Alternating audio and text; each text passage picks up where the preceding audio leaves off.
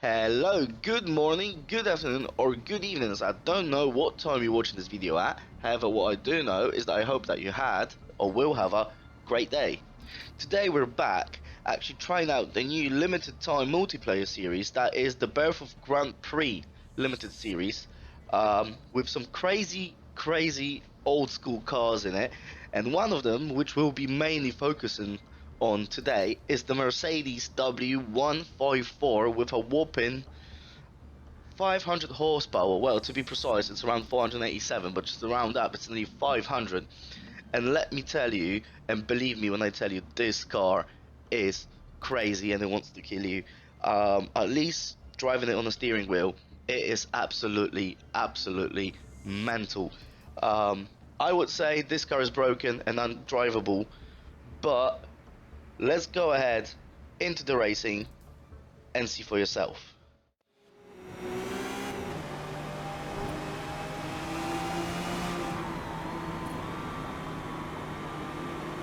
Okay, hello and welcome back. So we're back with the Mercedes, the car that is the hero of our today's video.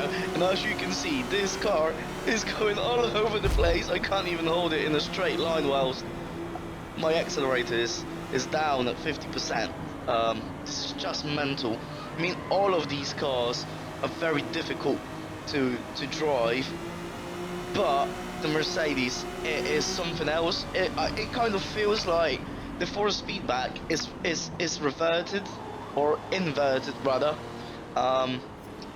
It's weird how the steering wheel behaves, and funny enough, I actually have my force feedback set up at 80% for this car, and it still manages to clip at times with my G29. So anyone who's using that same steering wheel, be careful with it. I would even dare to say go down as low as 76% of force feedback for this particular car, I would say. As you can see, it's as soon as I'm on the accelerator, this car just goes crazy, and it doesn't help that it starts raining.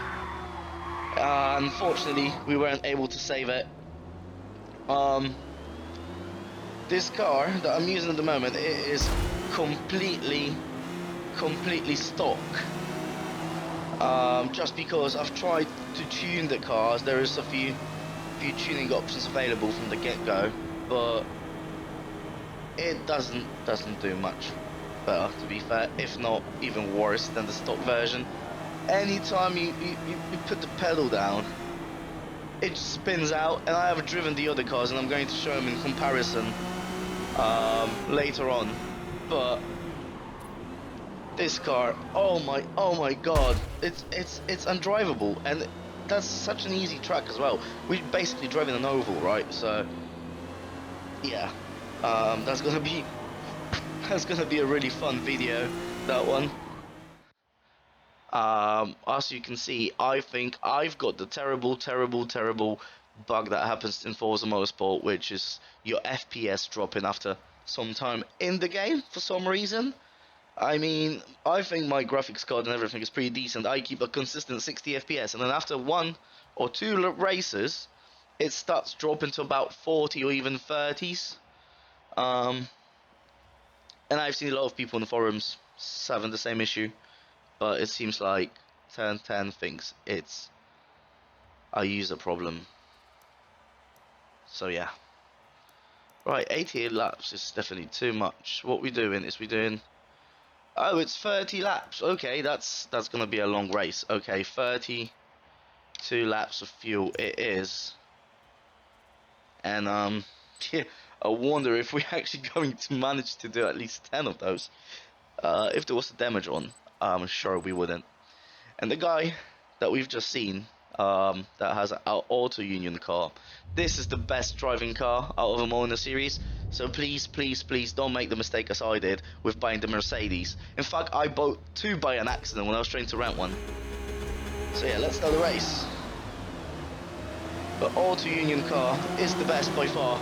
And then the next one I would say is the Bugatti, because it is very stable whilst driving, and it has kind of decent brakes, so you can outrun people in the tracks where there's a lot of corners. But anyways, from the get-go here, we're very last, and we're having trouble keeping the car straight. And I feel like maybe increasing the tire pressure at the back last minute was a little bit of a mistake,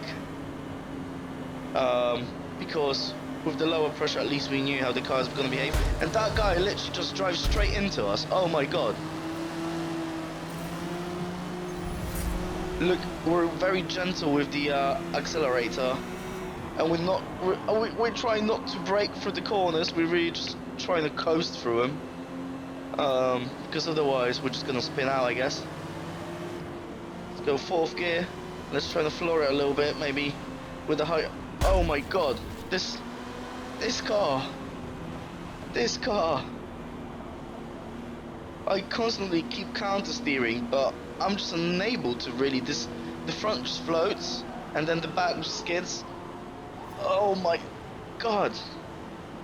There you go. Those two have crashed, so that's the only way we're actually gonna get a position in this race, better than being the last one. Is actually just try not to crash and other people crashing around us. Otherwise we're worse out from them in every aspect. Whoa! Oh, you won't believe how much work I'm doing on the steering wheel to make this car go straight. It is just unbelievable. And like I said, I do have force feedback set on 80%, and it's still difficult. My hands hurt already. Oh, how do we get to turn around like that? It's unbelievable. But oh.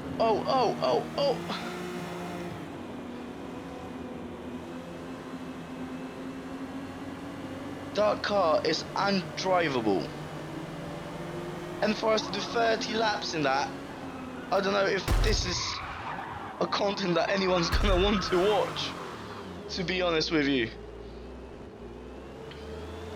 This car is good up to 40 miles an hour, and then it's floating in skiing season.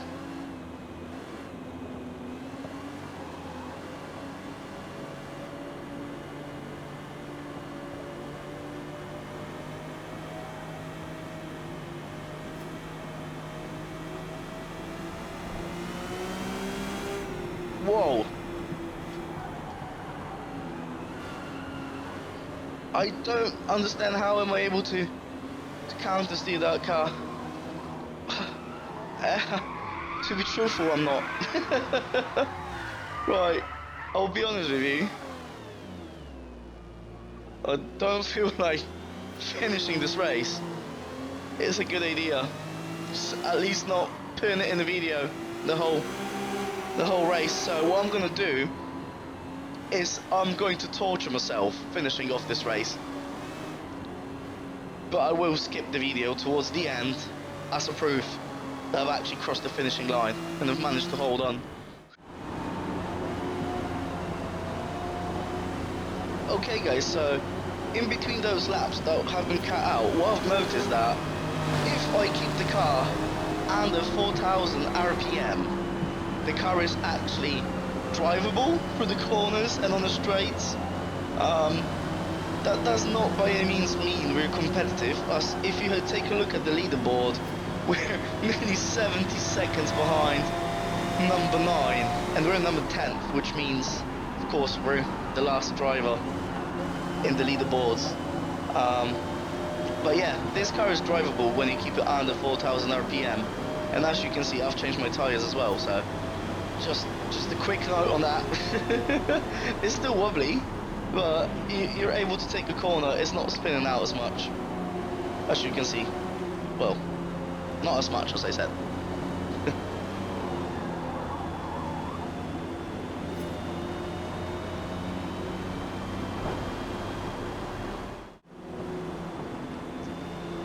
Alright, so as we've managed to pass the 20th lap mark, we're actually catching up a little bit to the gentleman in front of us on position number 9, as you can see. I've noticed with this car, slow and steady is way better than anything else really. Yeah, so we've managed to cut our time down to 40 seconds in between us and the driver in front of us. It's going slow but steady, but we will need to have to pit in a second, probably in the next lap, because our tyres are essentially getting finished now. So that's going to set us back a little bit, unfortunately. But let's see how we get on. Oh my god, this is so scary. This is so scary. Again, you wouldn't believe how much work I'm putting into the steering wheel to actually manage to drive this car without spinning out. I think we're gonna pit now because our tyres are essentially gone completely. Just wondering if the guy in front of us had pit already. Oh my god, that's brakes for you.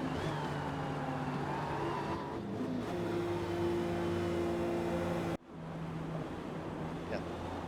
Right, so we're one lap past going out of the pits, changing our tyres, and as you can see, our gap has risen back to 66.5 seconds in between us and the guy on position number 9. We've got 3 laps to finish the race. In fact, we've got actually a minute because we're so slow.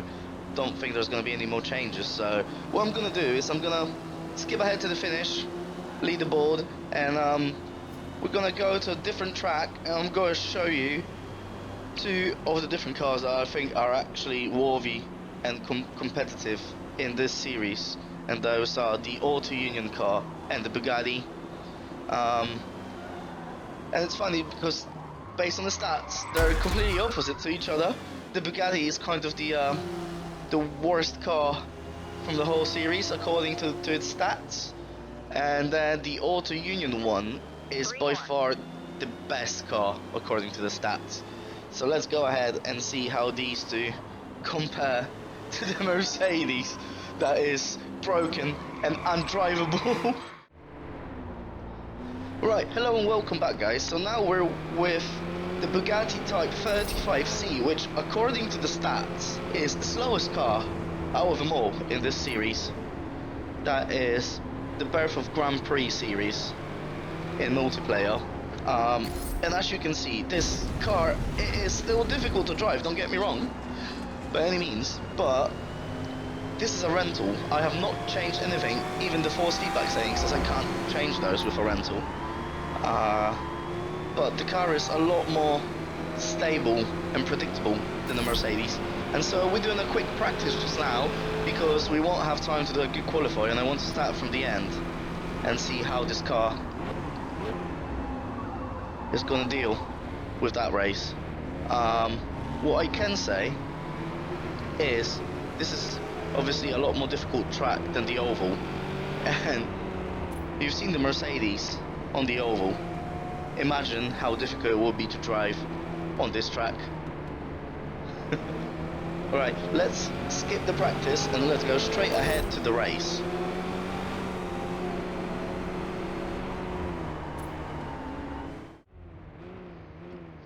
So guys, we're about to start the race now, and it's 3, 2, 1.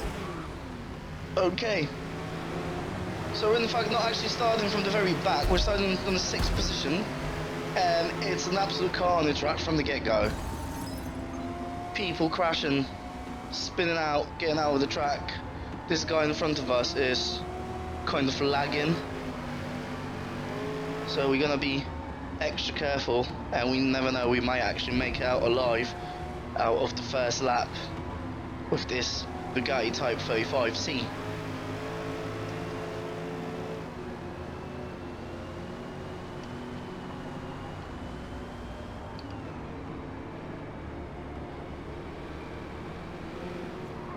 Whoa. This lap is whopping 16. This race is whopping 16 laps long. So it is going to be a challenge, and we're just like that. We're out of the track, losing traction, and actually letting people through so they don't crash into us, being nice like that today. That didn't help much for this guy.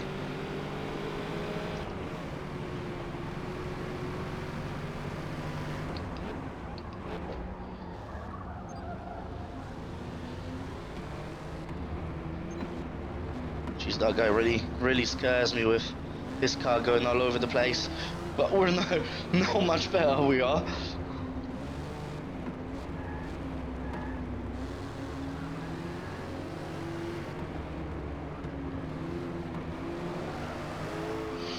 Oh, we kind of saved it, Oh my, this is terrible.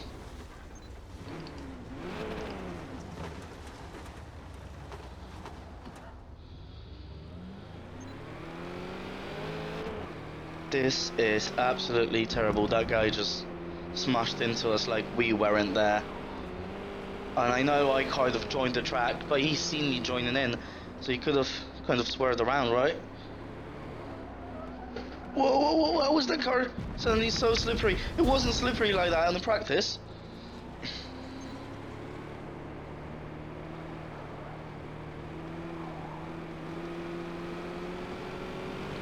Just like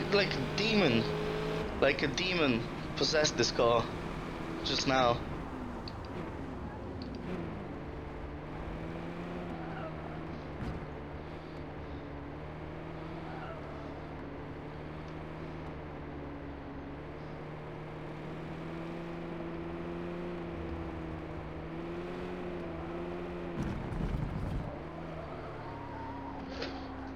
Whoa.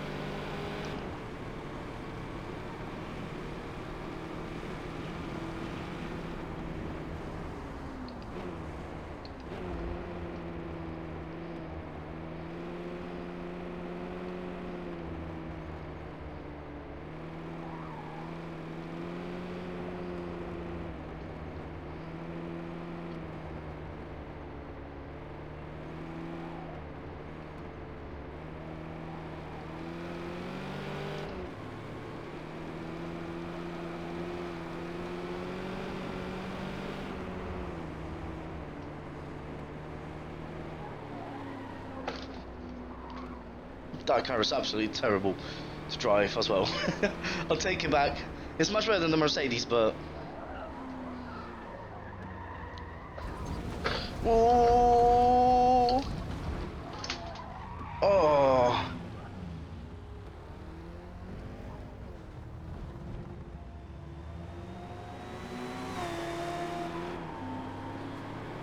But at least we know we've got a chance to get back to the 6th position if we don't lose it again.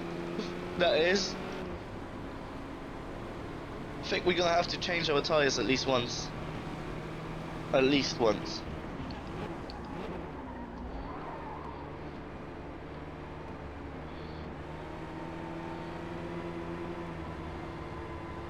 I think these guys are doubling us.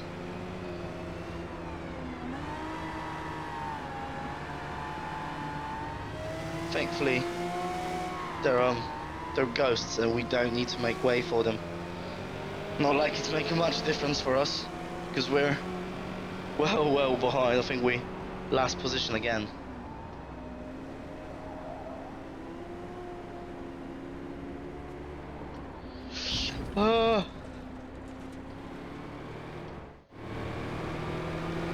These cars, they don't accelerate unless you put 75–80% of throttle down. Otherwise they're just kind of slowing down slower.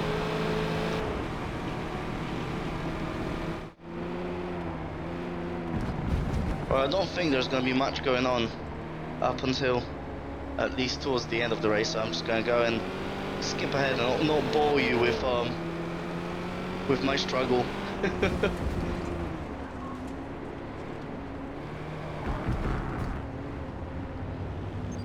Oh, and I take it back, we've actually overtaken that guy. Now we need to make sure we keep that position.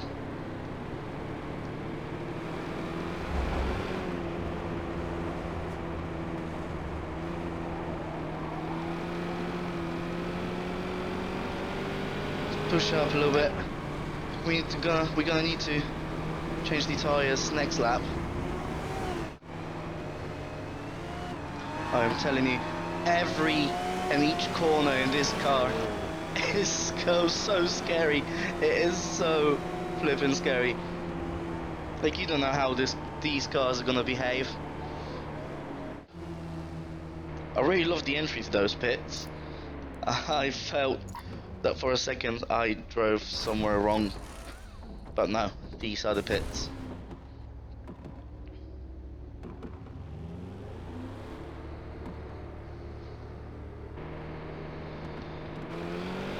Okay, we're still number 6, but the gentleman is catching up to us now, and he's right behind us. Thankfully, our tyres are still not too warm and brand new as are his, but his are a little bit warmer now, so unless he's tweaked them, he's gonna have them overheating and sliding now. The tyre pressures are really weird in these cars for some reason. I think we're gaping him.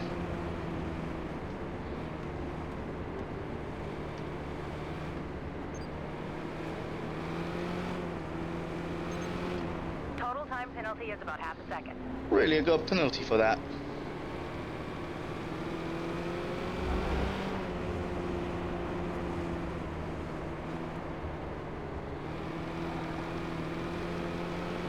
That was very scary there, but he overshoot it by far, so we're not really in danger at the moment. And did he just quit? I think he just quit actually. Well, we're gonna manage to finish the race. We don't quit, but I feel like it's gonna be boring now because we 8 seconds behind the gentleman in front of us. So I'm just gonna, this time I'm going to go and skip ahead until a point where there's something interesting, or the finish of the race. And then we're gonna check out the Auto Union car for the very end. Yep, that's another crash. That sets us 12 seconds away from the gentleman in front of us, and that's another crash. Our tires are overheated at this point, and anything, even the slightest turn makes it slide out. So, not fun. Not fun. We still have 5 laps to go. Oh my god. If we're gonna be driving like this, we're not gonna finish this race. But I'm not gonna blame this on my skills. I blame this on the bloody terrible cars that are in the series. I don't know what Turn 10 was thinking and doing this series. These cars are undrivable, at least on the steering wheel again. I don't know how they are on the controller with stability control on and whatnot, and the you know, like a normal driving mode, not the simulation. But this is unbelievably difficult. I would say borderline impossible to drive these cars competitively. I don't know how other people do it. They must be playing on the controller, or they have good tune-up settings for these cars, as you can't drive them from the get-go like the rentals. It's just impossible.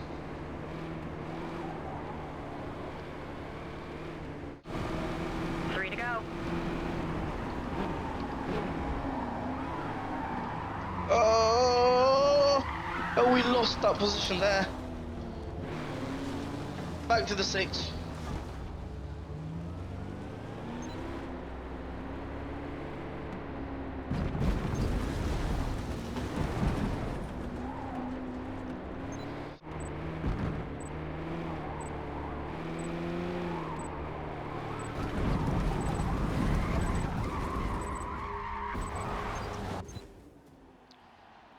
Right, so as you can see on the leaderboards, yeah, we're in the 6.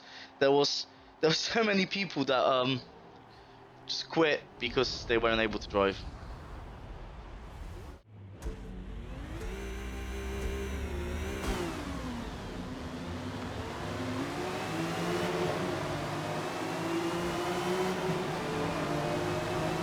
Well, welcome back yet again. So now we're playing with the Auto Union Type D, which is by far the best and most all-rounded car in the whole series in my opinion. As you can see, we've overtook a bunch of other drivers there, and I think, oh, that's my fault, we didn't brake in time over there. The one department in which this car is lacking is the brakes. And contrary to other cars actually in the series, this car is very understeery rather than oversteery. Nevertheless, it is by far the most reliable car out of them all, I would say. And as you can see, we're driving the Le Mans, so quite a long, extensive track with long straights. That guy just fit there perfectly and nearly gave me a heart attack, to be fair. But let's see how we do in the straight. So we're capable of reaching around 160 miles an hour in this straight here. If we do it well, we already have 160, we're going further.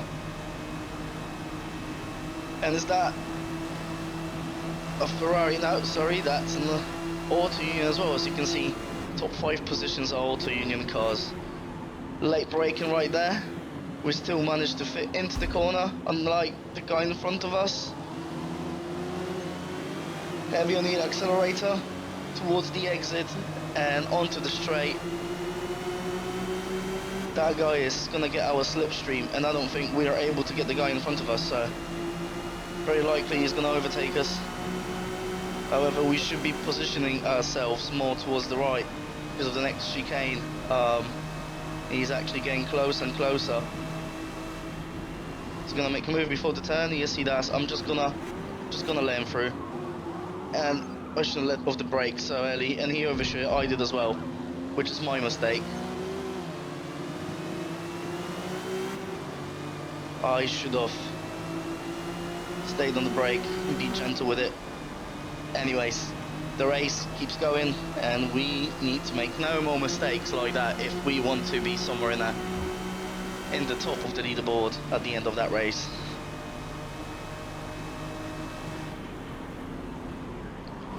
Oh, and just saying that, we've messed it up completely. Like I said, this car is very understeery, especially on the brakes. So you tend to brake and turn to rotate the body of the car. With this one, it is very difficult to do because it just locks up and goes straight. So we need to keep that in mind upon approaching the next corner, because this one is a long one.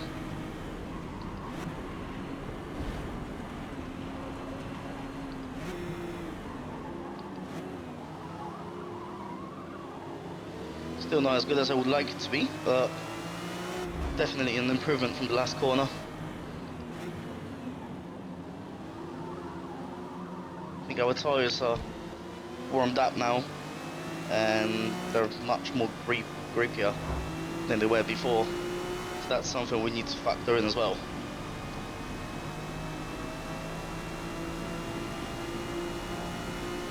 Anyways, I don't think there's going to be much going on in that race for a while now, unless crashes.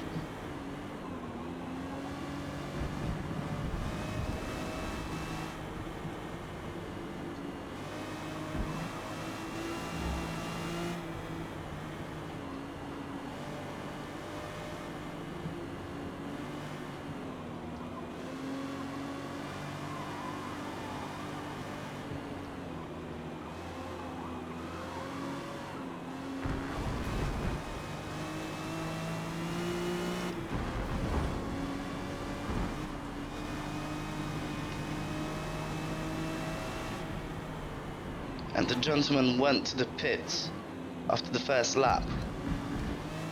Quite interesting, I'm not gonna lie. The strategy right there. Don't think he's gonna be able to catch up with the rest of the pack.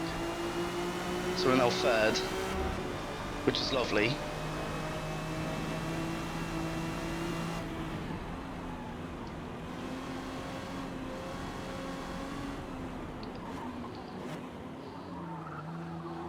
I I think one of the reasons why this car handles so well is because even though it is rear-wheel drive like the two other cars that we've driven today, this one is mid-engined rather than front-engined, and I think that contributes really well to the overall balance of the car. You still have to work yourself a little bit with the steering wheel, but it is 3 times easier than the two before. Really going wide out here. I haven't got any penalties by far, so that is very good. It's very good, and the people behind us are behind us, and the people in front of us are in front of us. Staying the obvious there. But yeah, not much gonna be going on for a while, I think, in this race.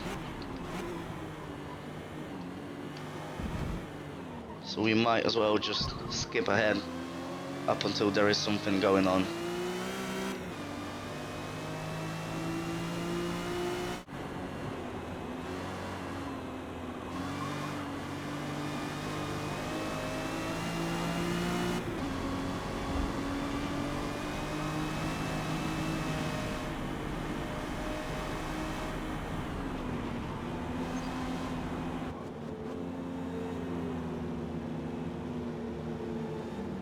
Alright, so we've actually managed to get a few penalties, half a second in total. That is because of a few mistakes. We're still in the 3rd position. Everyone in front of us and at least a couple of people behind us have decided to pit to change the tyres as we nearly run out of the grip. More laps. That's kind of a nice break to the race. We are gonna start evenly, I think, and let's see how that goes.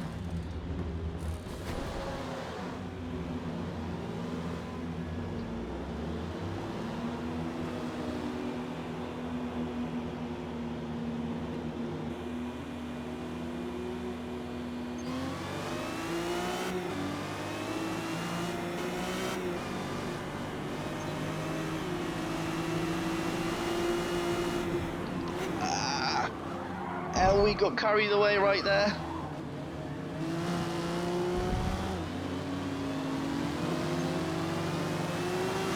And because of that, we didn't get any penalties, but we lost 2 positions, which is not the greatest. Although I think these guys have got old tyres on them, so they won't be as competitive. Unless they're the guys that were pinned right behind us.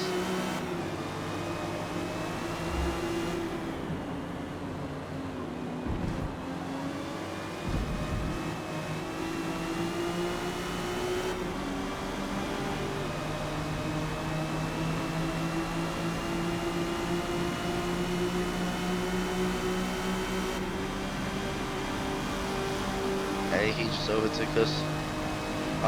Let's get behind him.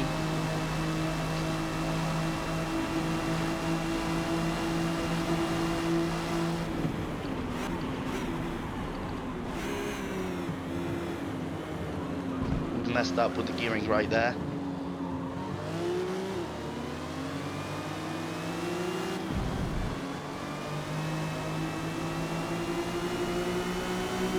This is by far the most exciting race I had. And we actually got an achievement, look at that.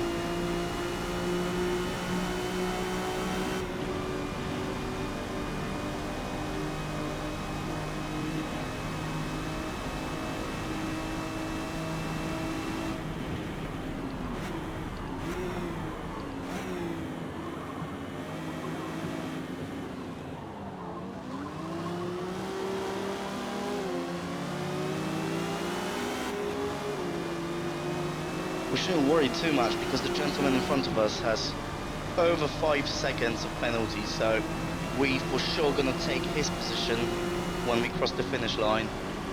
Although we would like to, you know, be a little bit faster than that.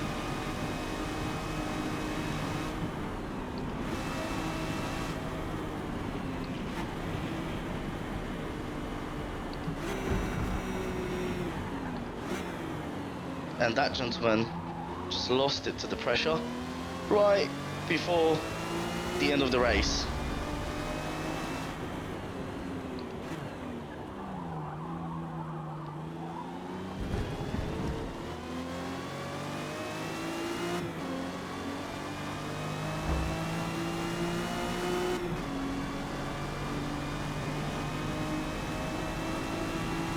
how convenient that was. When I said I'd like to finish a bit higher up, and then the guy just misses the turn completely.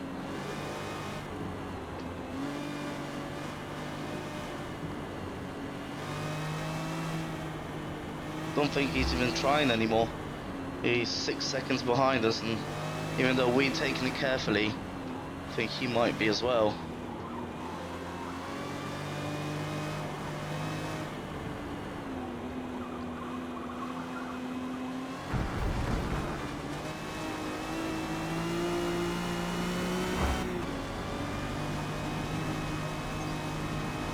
Hope that's not a penalty. No penalty right there, perfect.